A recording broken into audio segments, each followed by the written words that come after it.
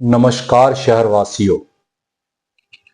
आज मैं फिर एक बार उल्लाह सिटीजन फोरम की तरफ से आपके सामने आया हूं, आपके समक्ष आया हूं। देखिए, इस वक्त व्यापारी बहुत परेशान हैं।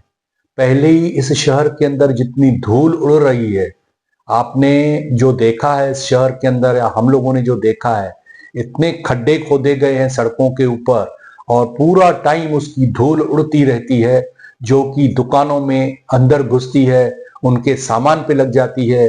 अगर आप दो पहिया वाहन तक भी कहाँ रोकेंगे तो देखेंगे 5 मिनट के अंदर उसके ऊपर मिट्टी की एक लेयर बन जाती है, मट्टी लग जाती है। तो आप सोचिए, जो पूरा टाइम दुकान खोल के बैठे हुए हैं व्यापारी वहां पे, उनके यहाँ कितनी दिन भर में धूल जाती होगी, कितना उनका माल खराब होता होगा, कितनी उनकी सेहत खराब होती होगी।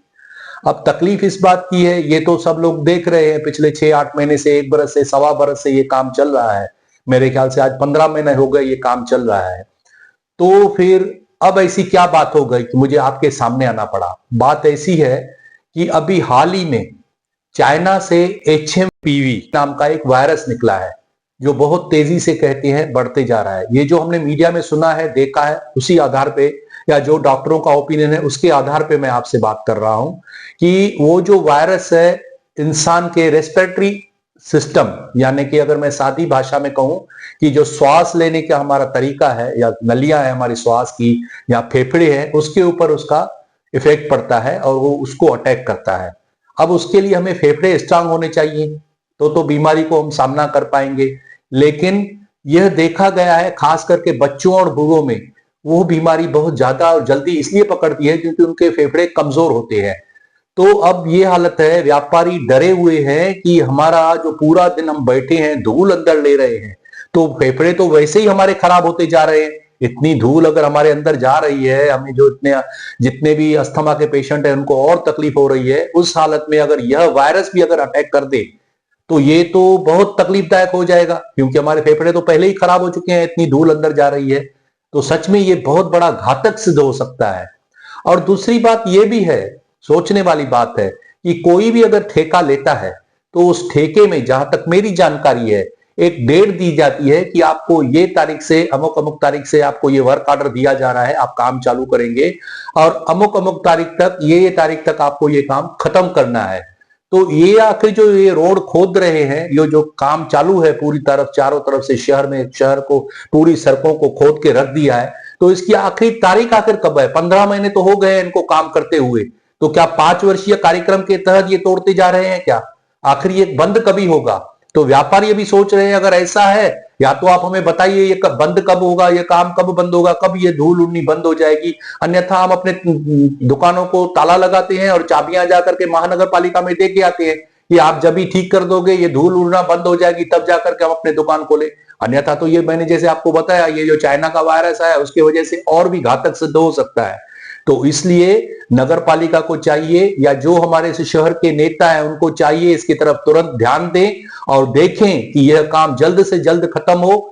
वो तो दूसरी बात है कि ये सड़कें बनेगी कब, जिसको तोड़ने में उनको 15 महीने लग चुके हैं और न जाने कितना समय लगेगा, ये बनेगी कब, ये तो एक भगवान ही जाने। हम तो मालिक और ऊपर वाले के रहमो करम पर हैं। नरेश जी, हमारे म्युनिसिपल कमिश्नर जो IAS मिस्टर विकास डाकने थे, उनको 4 महीने में ही क्यों ट्रांसफर कर दिया?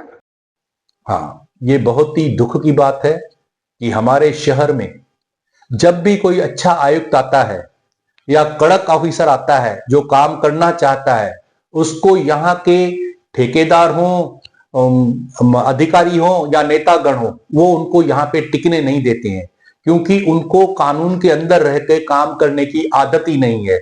उनके जो वेस्टेड इंटरेस्ट हैं वो कहीं ना कहीं इफेक्ट हो जाते हैं।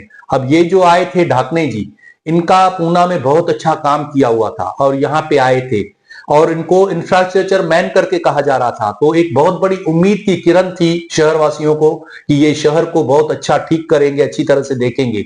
अब इन्होंने सब सारी चीजें संभालना चालू की थी, यहां तक कि मुझे जो जानकारी मिली महानगर पालिका के कुछ अधिकारियों से ही पता चला कि वो लोगों ने, उन्होंने सब फाइल मंगाने शुरू कर दिए थे। एक एक फाइल को स्टडी कर रहे थे, कहां पे क्या गड़बड़ी हो रही है, कहां पे क्या है, ये सब रोकने का उनका प्रयास चालू हो चुका था। शहर में जितना भी काम चल रहा है, किस प्रकार से चल रहा है, क्या गड़बड़ियां हैं, वो सब देखना उन्होंने चालू किया था। कैसे ट्रैफिक को सुलझाया जाए और कैसे प्रॉब्लम को ठीक किया जाए, इसमें उन्होंने अभी काम में हाथ डाला ही था कि अचानक उनका ट्रांसफर हो गया। अब सवाल उठता है कि कोई भी इतना बड़ा जो अधिकारी रहता है, बिना किसी राजनीतिक नेता के इंटरफेरेंस के इतना जल्दी ट्रांसफर नहीं होता है। अब कुछ राजनेताओं से जब मेरी ऑफ द कैमरा बात हुई, उन्होंने कहा नहीं नहीं वो क्या था, इनका प्रमोशन ड्यू था, इनका प्रमोशन ड्यू था, इसके लिए यहां से चले गए। अरे भाई, अगर प्रमोशन ड्यू था तो इनको पूना में ही रखते थे, 4 महीने के लिए उल्लासनगर में लाके क्यों रख दिया? क्या हमारा शहर धर्मशाला है, सराय है, यहां पे आके ठहराया गया, प्रमोशन हो गया, फिर यहां से निकल गए? तो आखिर हमारे शहर को परमानेंट कमिश्नर क्यों नहीं मिल रहा है? आईएएस अधिकारी मिला था, उसको भी यहां से हटा दिया। तो ये बात कुछ हजम नहीं हो रही थी। अभी बाहर तो ऐसी भी चर्चा है कि जो रिश्वतखोर अधिकारी है उनके ऊपर अंकुश लग रहा था, जो टेंडर भरते हैं, ठेकेदार हैं, उनके टेंडरों के ऊपर उनकी कड़ी नजर थी, पैनी नजर थी। तो जो नेता थे उनको बड़ी तकलीफ हो रही थी, इसके लिए उसको जानबूझ के, और कुछ लोग कह रहे हैं कि हमारी महानगर पालिका का वो स्तर ही नहीं है, जिस स्तर के वो अधिकारी यहाँ पे आईएएस अधिकारी आए थे, वो हमारा स्तर नहीं है महानगर पालिका का। अरे भाई, अगर स्तर नहीं रहता था तो उसको यहाँ पे नियुक्ति कैसे हुई? वो तो नियुक्ति नहीं होती थी। तो ये जो है ना बातें केवल आयवाश करने के लिए बताई जा रही है। बड़े ही दुख की बात है, पीड़ा की बात है। आपको, जनता को याद होगा, चंद्रशेखर को भी यहां से भगाने के लिए नेता लोग जिम्मेदार थे। अगर चंद्रशेखर उस वक्त यहां पे रहता तो शहर आज बहुत अच्छी कंडीशन में हम लोग रहते थे। फिर ये एक आया था जिससे उम्मीद हमारी जागी थी, फिर इसको भी जानबूझ के, मुझे ऐसा लग रहा है, जनता को ऐसा लग रहा है, बाहर चर्चा यही चल रही है, हर जगह जहां खड़े रहो सबको एकदम सरप्राइज हो गया है कि इतने अच्छे अधिकारी का ट्रांसफर इतना जल्दी कैसे हो गया। ये बहुत बड़ा प्रश्न चिन्ह है। बस लगता है कि हमारे नसीब में बस यही है, सारा सिस्टम चरमराया हुआ है, पूरी हालत गड़बड़ की हुई है, पूरे शहर की हालत खराब है। और आगे भी पता नहीं कौन सा ऑफिसर आएगा, आईएएस ऑफिसर आएगा या नहीं आएगा, क्या वो ईमानदार आएगा, क्या वो अच्छी तरह से काम करेगा? जो कर रहा था उसको तो निकाल दिया, तो संभवतः कह रहे हैं कि जो आ रहा है वो भी किसी नेता के इशारे पे आ रहा है। अब भगवान जाने क्या सच्चाई है। अगर वो आईएएस नहीं आया या किसी नेता के इस पे आया तो वही हाल जैसे पहले था वैसे ही शहर का रहेगा। बड़ा ही दुख हो रहा है, बड़ी पीड़ा हो रही है। धन्यवाद। जय हिंद दोस्तों।